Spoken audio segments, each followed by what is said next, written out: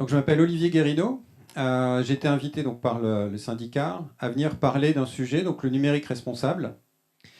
Et pourquoi le numérique responsable? Parce que je suis animateur donc la fresque du numérique et on a un petit stand dans le coin là-bas. Est-ce que quelqu'un connaît la fresque du numérique déjà ici? Non? Fresque du climat peut-être? Oui, vous connaissez la fresque du climat.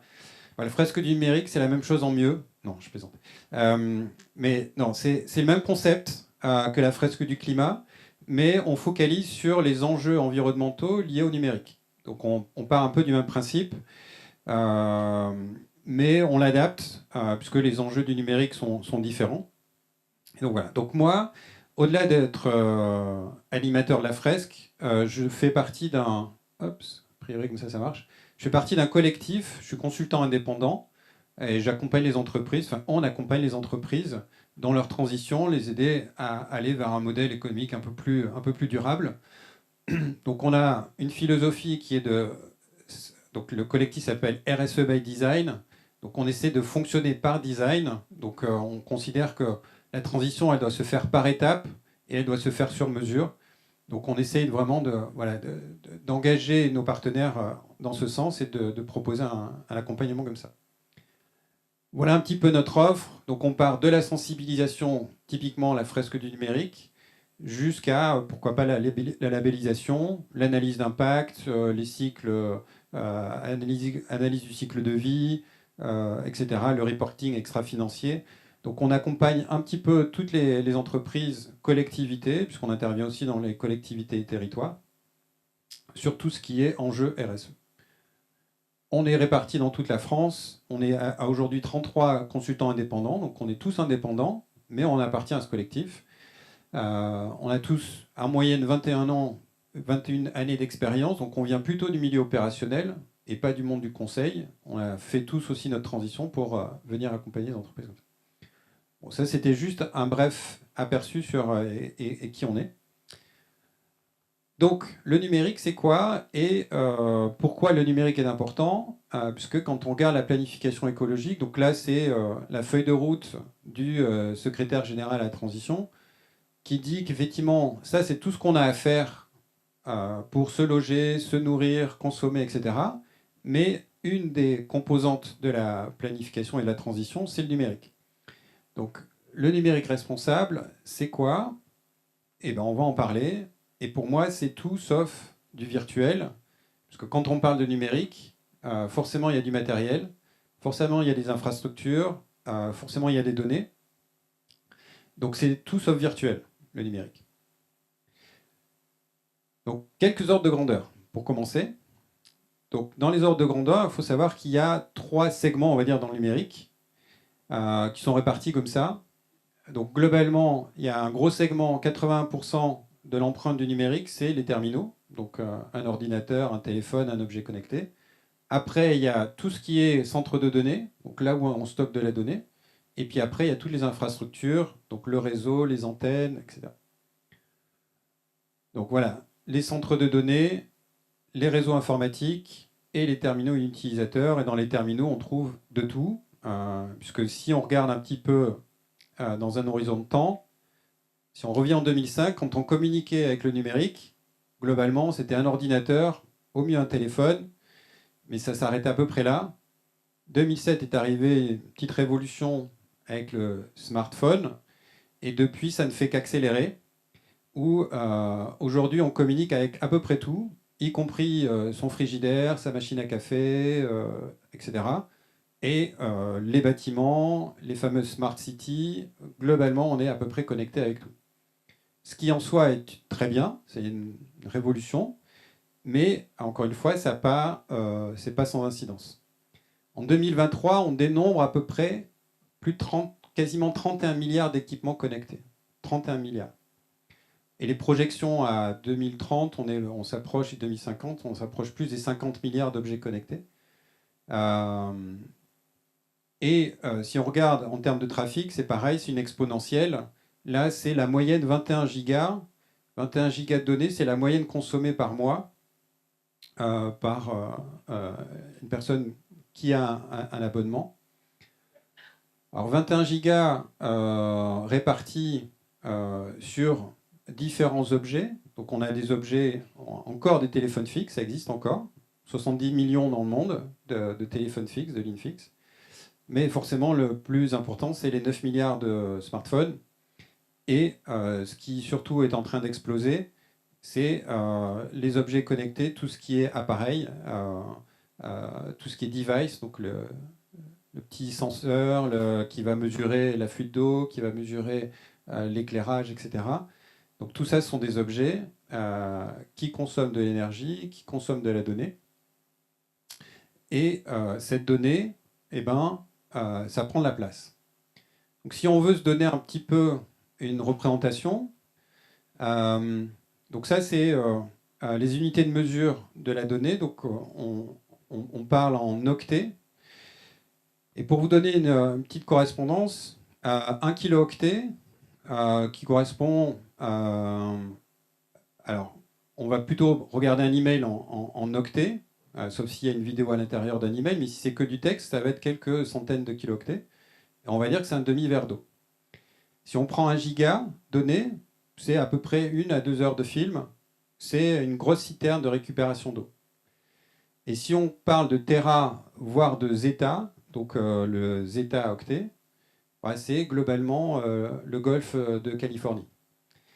Et le trafic annuel de données dans le monde, alors c'est données 2022, on était à 4,2 zeta, c'est-à-dire que globalement, la représentation des données du trafic Internet représentait 4 fois et demi le golfe de Californie, en termes de volume de données. Donc c'est pour vous donner un peu une représentation. Et c'est l'équivalent de 25 milliards de films Spider-Man en 8K. Donc on consomme quand même du film dans la donnée. Voilà, donc ça c'est pour vous donner quelques indications. Donc au niveau du monde, au-delà de la donnée, ça émet aussi des émissions, des gaz à effet de serre. Donc on dit que le numérique, c'est à peu près 4% des émissions de gaz à effet de serre dans le monde.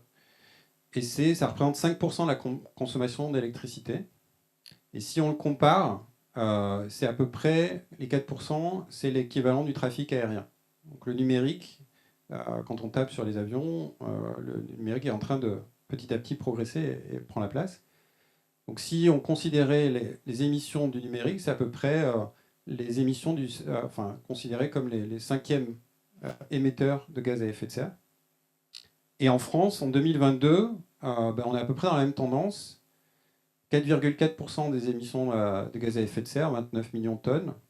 Et c'est 11% de l'électricité, parce qu'en France, effectivement, on a plus les 5% au niveau mondial sont moins importantes, puisqu'il y a forcément des régions du monde qui consomment un peu moins de numérique que chez nous.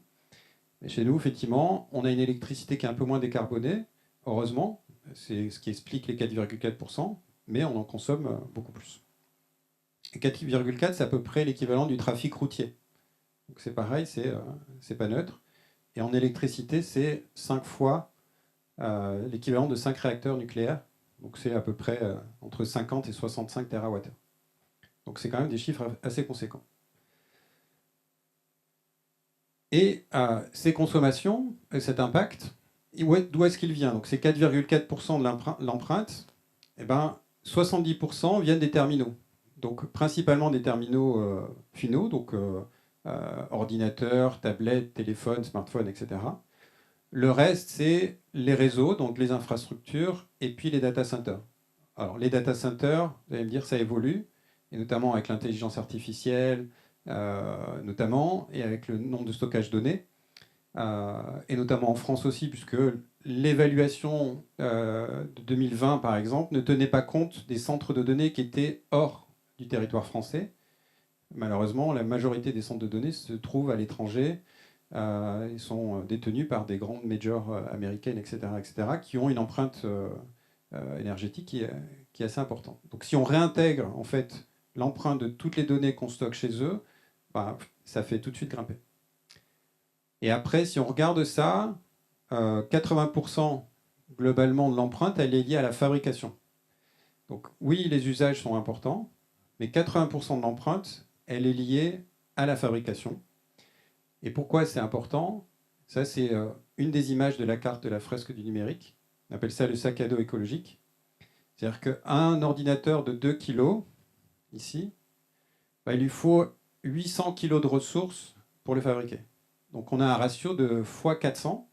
C'est-à-dire que pour fabriquer cet appareil qui est devant moi, il a fallu extraire 400 fois plus de matière pour arriver à le fabriquer. Et donc dans ces 400 kg de matière, il y a des énergies fossiles pour extraire du sol, il y a les minerais qu'on extrait, 600 kg, et puis après, il y a notamment de l'eau douce, puisque pour faire une puce d'un appareil ou faire une dalle d'un smartphone, on ne va pas utiliser de l'eau recyclée ou de l'eau du robinet, on prend de l'eau source, l'eau douce, de l'eau très pure pour arriver à en extraire ça. Et si on prend les ratios pour un smartphone, c'est encore pire. 150 grammes d'un smartphone, il faut 1800 kg de matières premières pour le fabriquer, donc on a un ratio à quasiment 1200. Donc c'est là où on dit que c'est pas si neutre. Donc dans un téléphone, qu'est-ce que ça contient? Ça contient entre à peu près 70% du tableau des éléments connus. Donc il y a à peu près 40 métaux, et puis le reste sont des éléments chimiques qui permettent sa fabrication. Et malheureusement, très peu sont recyclés. Donc là, codification couleur, le vert, c'est quand c'est à peu près bien recyclé. Donc il y en a certains, le fer, le nickel, etc. Et puis après, en rouge, c'est qu'on est quasiment à moins de 1% de recyclage. Donc ça devient effectivement très limité. Globalement, on aime bien prendre dans la fresque numérique l'image de si on voulait recycler un téléphone aujourd'hui, c'est comme si on a préparé une ratatouille et on se dit tiens, on va aller récupérer la tomate parce que finalement, voilà. Donc récupérer un composant aujourd'hui dans un téléphone, c'est à peu près la même chose que si on voulait récupérer ça. Donc qu'est-ce que fait, c'est quoi le fabuleux destin de notre ordinateur ou de nos équipements? Eh ben, ils ont un cycle de vie. Donc on extrait des matières premières, on le fabrique, on le transporte, on le distribue, on l'utilise. Potentiellement, il a une fin de vie et de temps en temps, il est revalorisé et réutilisé dans sa fabrication. Et quand on regarde un petit peu les cycles de vie actuels, eh ben, un ordinateur, entre sa conception et sa distribution, il fait à peu près 4 fois le tour du monde pour arriver jusque sur ce joli bureau. Et donc, comment est-ce qu'on extrait, sur la fabrication, comment on extrait ces matières premières? On utilise ce genre de belles machines. Donc ça, c'est une vraie machine, hein, ce n'est pas une image d'intelligence artificielle. Donc on appelle ça une excavatrice. Vous savez où se situe cette machine? Où est-ce qu'on la trouve? Vous avez une idée? C'est l'Allemagne, effectivement. Donc c'est dans une mine de lignite à ciel ouvert en Allemagne. Donc pour vous donner voilà, quelques dimensions, hein, la machine elle fait 225 mètres de long, quasiment 100 mètres de haut, et elle pèse 14 200 tonnes. Elle est capable d'extraire 240 000 mètres cubes de matière des sols par jour. Et hop, si ça veut bien marcher, tac. Donc sa puissance est à peu près 16 millions de watts. Donc c'est un gros sèche-cheveux, quoi. Et donc ces mines, donc, qui se trouvent en Allemagne, celle-ci elle se trouve en Afrique du Sud. Juste pour vous donner une correspondance, la petite, donc c'est un artiste qui a fait cette photo, qui représente en Afrique du Sud, dans cette mine, on a extrait 4,1 millions de tonnes de cuivre, mais ces 4 millions ici, c'est ce que ça représente par rapport au volume global de matière qu'on a extrait du sol. Donc en gros, pour arriver à obtenir ces 4 millions, il a fallu creuser ce gros trou géant de plusieurs kilomètres de diamètre. Voilà. Et donc, pour extraire ces métaux, forcément, ça aussi, donc c'est nécessaire et extrêmement utile pour le numérique, mais ça a des incidences. Donc là, c'est le top 5 des producteurs mondiaux de matériaux. Et dans le top 5, on retrouve les États-Unis, la Russie, la Chine, l'Australie et le Chili. Donc on imagine bien pourquoi aujourd'hui il y a des tensions un petit peu géopolitiques entre ces pays, quand on sait l'importance du numérique que ça a et la course, notamment aux puces, pour faire de l'intelligence artificielle, etc. Si on n'a pas les métaux, vous êtes gentils les copains, mais c'est nous qui avons les métaux, vous n'avez pas le choix que passer par nous. Donc ça peut, à un moment donné, créer des tensions. Et s'il y en a un qui dit non, moi j'arrête de jouer, je vous donne plus les métaux, va peut-être falloir quand même qu'ils continuent à nous les distribuer d'une manière ou d'une autre. Donc c'est là où on peut craindre quand même certaines tensions si on surproduit et qu'on continue dans cette trajectoire avec ces, je vous rappelle, 30 milliards d'objets connectés, prévoit 50 milliards, à un moment donné, il faut quand même continuer à les fabriquer et à les assembler. Et au-delà de ces impacts géopolitiques, il y a des impacts aussi sociétaux. Donc il y a de l'inégalité dans l'accessibilité au numérique. Pour l'instant, même si on est de plus en plus nombreux à y avoir accès, mais malgré tout, il y a encore des inégalités. Il y a des impacts sur la santé, de par notre consommation, notre dépendance, l'âge à laquelle on commence à utiliser le numérique. Toutes ces questions, il faut quand même se les poser. On a une responsabilité aussi, en tant qu'adulte, d'éduquer les générations qui viennent sur ces usages. Et puis, aussi d'un point de vue sociétal, on l'a vu dans les zones d'extraction, dans les mines. Donc, dans certains cas, c'est des machines, mais dans d'autres cas, ce n'est pas forcément des machines. Ça peut être au mieux des adultes, mais dans des conditions de travail qui sont plutôt, on va dire, dramatiques. Donc là, on est en République démocratique du Congo. Travail d'enfants, là aussi, on est en RDC. On estime à peu près à 1 million d'enfants qui travaillent encore dans des mines d'extraction de minerais. Et puis après, l'exploitation, effectivement, dans l'assemblage, dans la conception, on veut que ces matériaux ne coûtent pas trop cher, donc on le fait assembler avec des gens qui ne gagnent pas forcément très bien leur vie. Et puis après, il y a toutes les conditions de vie sur les décharges, puisque tous ces équipements électroniques, quand ils nous gênent, on en recycle un peu, mais on s'en débarrasse de beaucoup. Donc là, on est au Ghana dans une démarche à ciel ouvert, où les gens trient les matériaux, démontent, au mieux brûlent les câbles pour récupérer le cuivre à l'intérieur, etc., etc.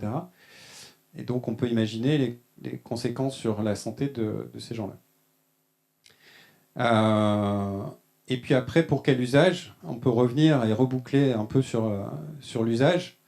Aujourd'hui, un seul opérateur représente 15% du trafic Internet.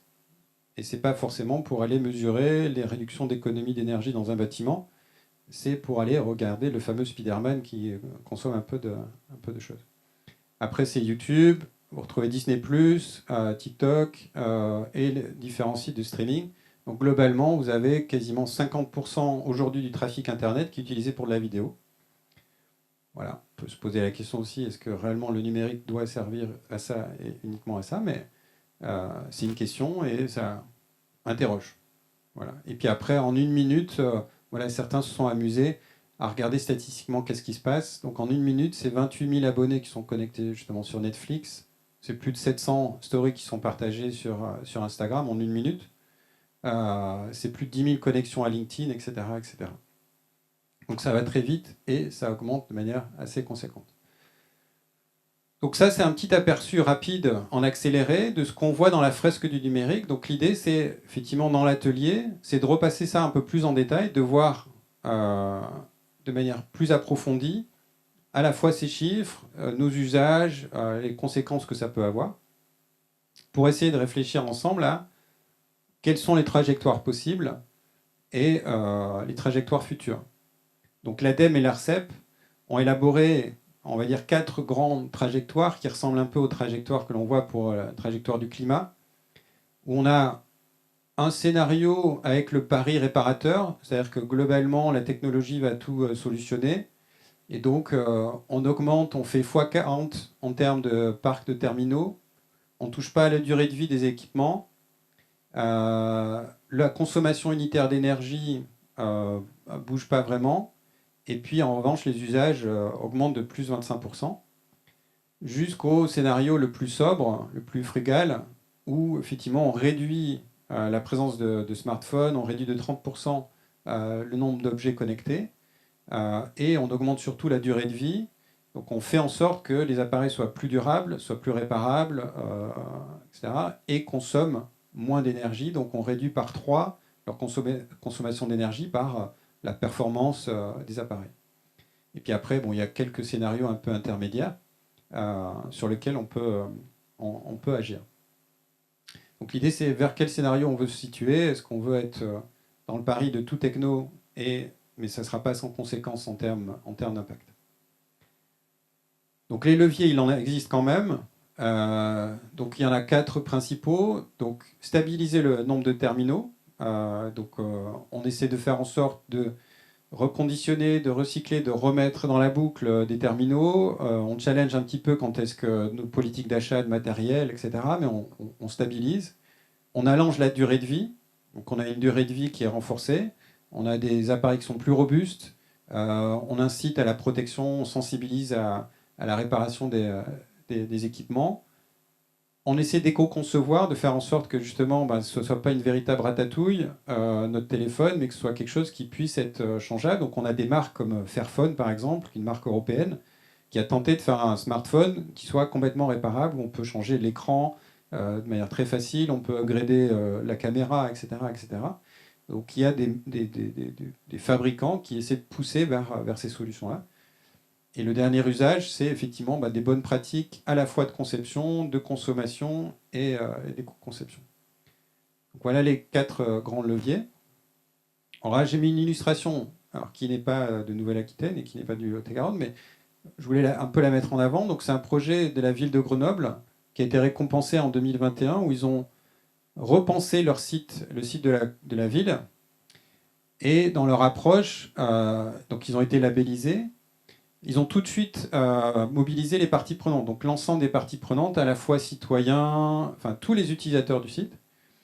Et ils ont appliqué les principes d'éco-conception, donc plus de 74 bonnes pratiques, dont la sobriété éditoriale. C'est-à-dire que c'est un site qui est très très simple. C'est des phrases courtes, des phrases qui sont simples à comprendre. Le guidage et la navigation sur le site est très intuitive.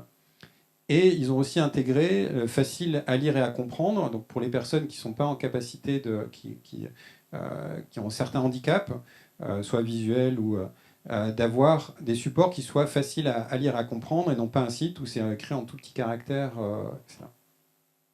Donc voilà, donc il est possible de faire des belles choses. Et donc pour aller plus loin, ce sera un petit peu ma conclusion. Donc je vous invite à participer à l'atelier de la fresque du numérique, qui est un atelier donc, qui dure 3 heures environ, comme la majorité des fresques. On a une équipe, à peu près 8 à 10 participants, on a un animateur,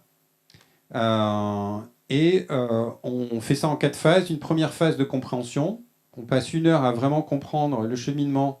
Donc on part du principe de la méthode de la tarte aux pommes. C'est-à-dire qu'on dit, pour une tarte aux pommes, de quoi j'ai besoin ? J'ai besoin d'une pâte, j'ai besoin de pommes. Mes pommes, on va dire, c'est ma matière première. Et puis, j'ai besoin d'un four. Et ce four, j'ai besoin d'électricité et d'énergie. Et j'ai besoin de fabriquer ce four pour faire ma tarte aux pommes. Et ben, le numérique, on part un peu de ce même principe. On dit, c'est quoi l'usage du numérique ? Au lieu de consommer une tarte aux pommes, je vais consommer un jeu vidéo. Je vais consommer des calculs pour optimiser une supply chain. Et de là, de quoi j'ai besoin. Donc des infrastructures Internet, réseau, etc., etc. Donc pendant 1 heure, on fait ça. Après, on a une phase un peu créative. Et puis après, il y a une phase débat, puisque à la différence de la fresque du climat, la fresque du numérique, à la fin, elle propose des actions. Donc on a des actions qui sont déjà établies, qui existent, puisqu'on connaît des cycles de reconditionnement, on connaît des bonnes pratiques, on a de l'analyse du cycle de vie, etc. Donc on propose des actions et on propose un débat. C'est-à-dire qu'à la fin de la fresque, on dit, OK, si on devait mettre dans votre société de l'achat de numérique responsable, si on devait revoir la politique d'achat, est-ce que c'est compliqué, pas compliqué ? Est-ce que ça aurait un effet important, pas important ? Et on débat un petit peu sur ces actions.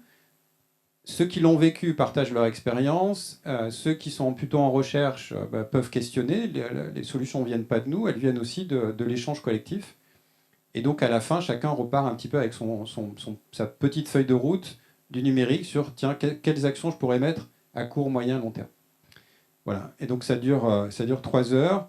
On fait ça à la fois aux citoyens, aux entreprises, aux collectivités, voire y compris dans les écoles. Et donc, je serais ravi, déjà, un, de répondre à vos questions, et deux, de pouvoir en discuter avec vous si besoin. Voilà ce que j'avais à vous dire. Est-ce que vous avez des questions? Oui. J'en ai une. Oui. Si on veut recycler son matériel électronique, Oui. par exemple un téléphone qui est usagé, un ordinateur portable qui ne marche plus, Oui.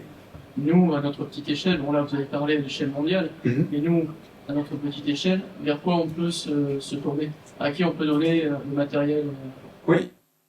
Alors, il existe de plus en plus de structures qui le font. Donc, maintenant, il y a des gros acteurs qui émergent comme Back Market, qui est une plateforme spécialisée dans le reconditionné. Mais après, si vous allez justement sur le site du Green IT ou sur EcoInfo, donc tous les sites qui aujourd'hui sont un peu les observatoires du numérique, ils référencent justement toutes les initiatives autour du recyclage, du reconditionnement. Il y a des associations qui se montent même pour aider à déconditionner, recycler et remettre en circulation. Donc, Green IT, c'est une très bonne source d'information. Ça fait partie des sources de la fresque du numérique. Vous pouvez déjà aller là-dessus. Et puis après, si vous participez, c'est pas pour vous inciter à participer à la fresque, mais à la fin de la fresque, les animateurs, en principe, partagent les ressources. Donc à la fin, vous recevez effectivement une bibliothèque des ressources, des initiatives autour du numérique. Est-ce qu'il y a d'autres questions? Oui. Je t'ai parlé au début de la conférence que vous avez parlé. Quel lien vous avez avec le RGESN, le référentiel général des conceptions des services systèmes numériques? Est-ce que ça fait partie des sources ou est-ce que vous allez peut-être contribuer à la rédaction ou peut-être à sa mise à jour? Oui, alors la fresque, l'association de la fresque du numérique essaie d'observer et de s'appuyer sur ces référentiels-là. Alors comme ça bouge très vite, donc là il y a une V3 de la fresque du numérique qui sort justement en novembre. Donc elle est dans les tuyaux, qui intègre notamment l'IA aussi, qui intègre ces nouveaux référentiels, cette nouvelle réglementation. Donc oui, la fresque essaie de tenir en compte, de prendre en compte la réglementation qui évolue, et s'appuie sur beaucoup de publications des observatoires. Il y a un rapport qui arrive en fin d'année aussi de l'Observatoire du numérique, qui permet de, remettre à jour les ordres de grandeur. Et, voilà. Une petite dernière question, parce que je vois un panneau stop au fond. Petite dernière pour la route ou... Ok. De toute façon, je suis au stand de la fresque du numérique juste à droite, là, en sortant. Donc si vous avez des questions complémentaires, n'hésitez pas à venir me voir. Je serai ravi d'y répondre. Merci beaucoup.